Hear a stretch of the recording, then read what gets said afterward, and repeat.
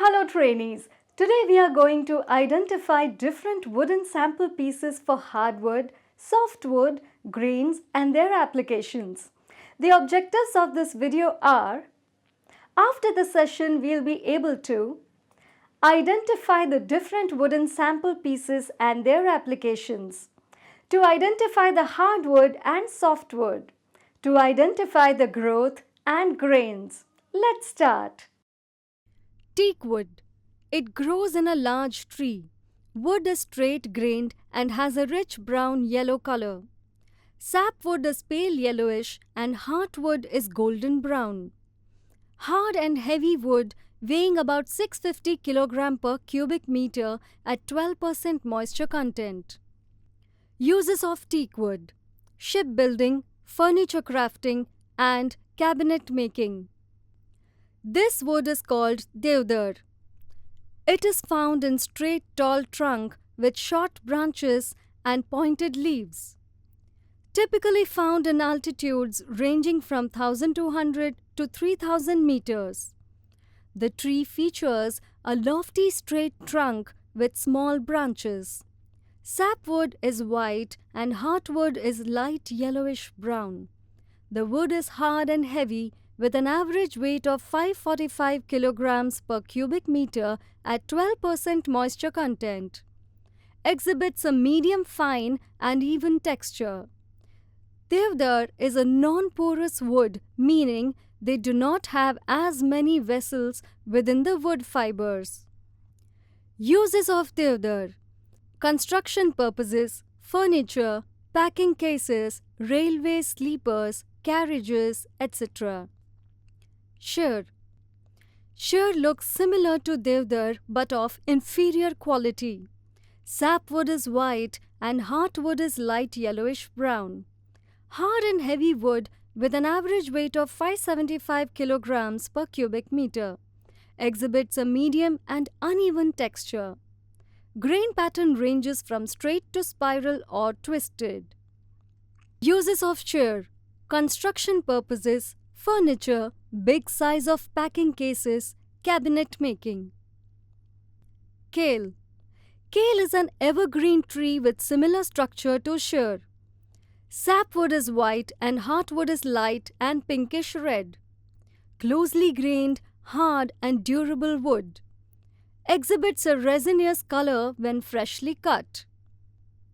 Soft and light with an average weight of 515 kilograms per cubic meter. Uses of kale: cabinet making, furniture, packing cases, drawing boards, railway sleepers, etc. Shisham. Shisham typically grows along roadsides. Tree with a short trunk and large branches. Sapwood of siso is pale yellowish and heartwood is golden or dark brown. Hard and heavy wood with an average density of 780 kilograms per cubic meter. Exhibits a medium coarse texture with a fairly straight interlocked grains. Sal. Straight growing upright tree. Sapwood is pale yellowish and heartwood is brown or reddish brown. Hard and heavy wood with an average density of 855 kilograms per cubic meter. Exhibits a coarse texture with an interlocked grains. Uses of sal: it is a valuable timber and recommended for all. Construction purposes, railway sleepers. Babul. Babul characteristics: note that the leaves of this tree are very small. Also note that the trunk of the babul is relatively small, so the wood from babul is not available in large shapes. Abundantly found throughout India. Wood has a closed grain and is tough. Wood color is pale red. Weighs approximately 785 kilograms per cubic meter. Uses of babul: tool handles, wheels, bodies of carts, plows, etc. Mango. Mango trees are found all over India. The wood is of inferior quality, coarse and open-grained, meaning it has large pores. The color of the wood is yellowish-gray and weighs about 690 kilograms per cubic meter. It contains a large amount of moisture and sap. Uses of mango: inferior quality doors and windows, packing case, etc. Bamboo: these trees are found in practically all the parts of India. It is a flexible and strong material. Bamboo grows naturally on soils which are neither too acidic nor too alkaline. The greater concentration of bamboo is, however, found in Assam region. It is used for making the poor man's hut all over the country. Uses of bamboo: walls, flooring, ceiling, roofing ladder, basket making mats, walking sticks, umbrella handle, toys, paper pulp. Defects in timber: natural defects occur in all kinds of timber depending upon the soil upon which they grow and climatic conditions due to which they are subjected while growing. A defect in any irregularities occurring in or on the timber. Defects reduce strength, durability, and so utility value of the timber. Causes of these defects are lightning, strong winds, fires, diseases, insects, fungi, etc. Carelessness while felling, that is when cutting down the tree. Seasoning, that is letting the cut wood to dry.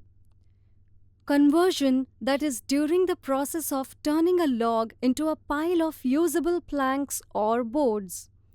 Fungi and insects. Let us look at some common defects. Let's first look at burls. Due to some injury or irritation of the trunk, an abnormal growth are formed on the side of the tree. This is called burls. Case hardening. Case hardening is a condition of the outer layer of timber that is abnormally hard. This is caused by complete seasoning and the outer layers are dried too quickly. Collapse. A flattening of the cells may be due to excessive or uneven drying. This may be prevented if drying in low temperature. Bowing. A curvature from the plane along the wide surface of the board. This is caused due to uneven shrinkage and uneven drying during seasoning. Board not being out parallel to the growth rings. Cupping. A simple curvature across the width of the board due to greater shrinkage on the concave side. It is more pronounced in back sawn boards. Spring. A curvature along the edge of the board not affecting the face, remaining flat, caused by uneven shrinkage and poor drying of the timber. Twisted fibers. This defect is due to the tree being twisted constantly in one direction by the force of prevalent wind. A spiral distortion along the length of the piece of timber. This may be caused by uneven shrinkage due to uneven drying. Let us look at cupping, bowing, spring, twist all together.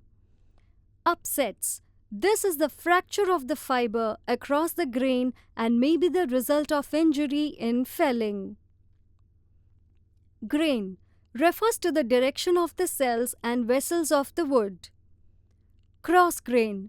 When the wood has varying inclinations to the axis of the wood piece due to cutting from timber in which the straightness of the grain is imperfect.